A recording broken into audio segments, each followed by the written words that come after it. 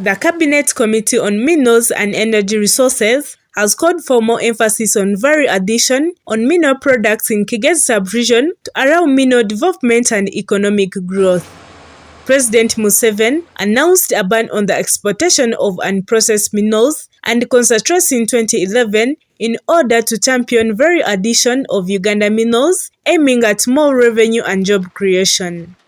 In April last year, the Cabinet directed the Ministry of Energy and Mineral Development to amend the Mining Act to incorporate a ban on exportation of unprocessed mineral ores and concentrates from Uganda in order to promote in-country mineral value addition and industrialization.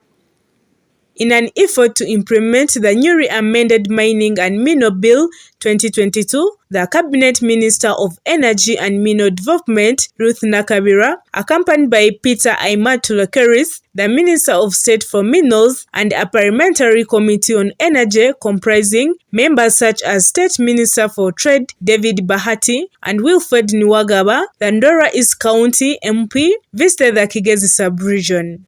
Kigezi being dominated by iron ore mines, these officials conducted inspections of the mineral deposits in the region and conducted a one-on-one with the companies dealing in these mines, highlighting the efforts of the Ugandan government to promote value addition to mineral resources within the Kigezi Sub-region and the country at large. We want to find out, first of all, from those that are mining, to emphasize the point of value addition.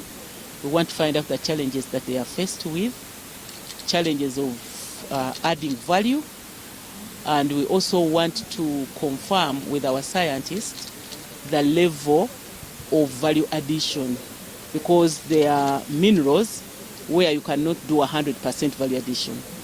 So specifically for this region, we have iron ore as the main mineral, but there are also other minerals, tin, tungsten, tantalite, wolfram, and all that. Yes.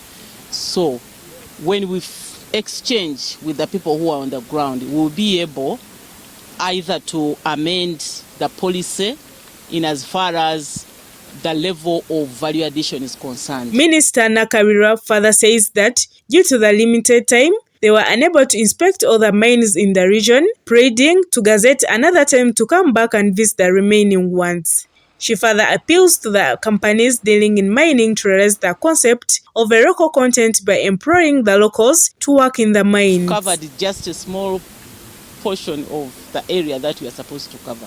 So we'll have to come back again and see those mines that are stranded now because they are not allowed to export unprocessed, minerals. We want to see the miners involving the locals, in as far as local content is concerned, so that they can get money by working within the mine. When asked about the stranded mines in the region that were affected by a recently amended law for value addition, denying the exportation of unprocessed minerals, Minister Nankabirwa attributed it to the insurance of licenses to miners without considering value addition requirements. Those stranded mines are affected by the factors that I've explained so far. A miner was given a license without the requirement on value addition. But because we want to maximize benefits from the resources that we have as a country, we amended the law and we said no exportation of unprocessed minerals. The State Minister for Trade, Industry and Cooperatives, Hon. David Bahati, emphasizes that the intention behind the value addition law is to support industrialization in the country, which will lead to the job creation and the generation of revenue. After the committee has done its work, I think the major real issue is to support industrialization in the country.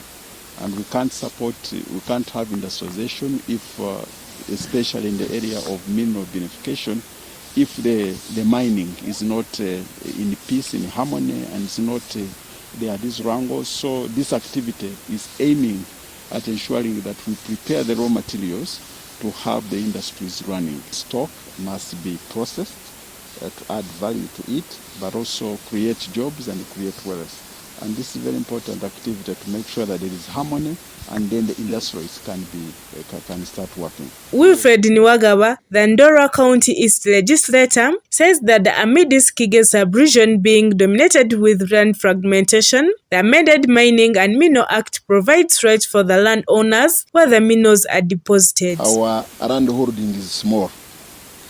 As a matter of fact, a family of 6 to 7 people owns less than half an acre. And the current law is the fact that if there is any mineral in the land, the mineral belongs to government. So whoever would want to extract the mineral gets permission from the government. But the landowners have their rights also protected in the constitution and the laws.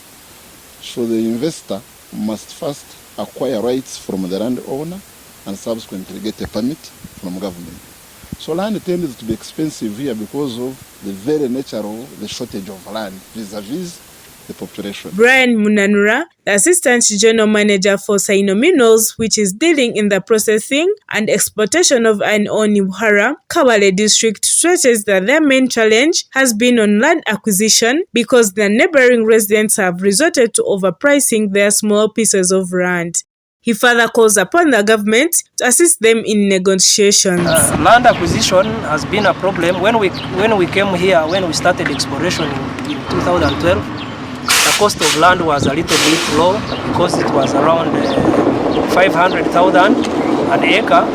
But as we talk now, it's about 700 to 800 million Ugandan shillings. It becomes hard for us to acquire more land for expansion. This has caused us some problems with the environment because now we have homesteads nearby. So if the government can help us in negotiation or in land acquisition, it can help us not to have wrangles with the locals. On the 18th October 2022, President Museveni signed into the Law Mining and Minerals Bill 2022, which was passed by the Parliament on the 17th February 2022. The Act sees the establishment of the Uganda National Mining Company, which will manage the government's commercial holding and participating interest in mineral agreements, among other provisions.